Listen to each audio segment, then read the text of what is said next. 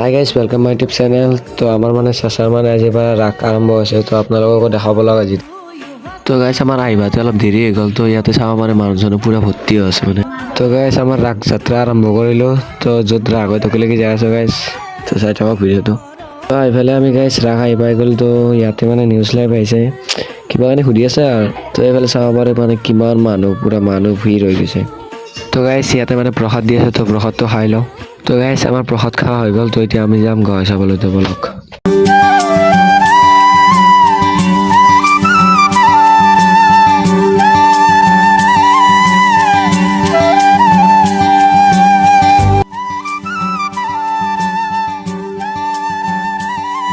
তো গাইজ আজি কাৰণে বাই বাই, তো বেলেগ দিনা আহিলে আৰু শ্বেয়াৰ কৰি উঠিম দিয়া।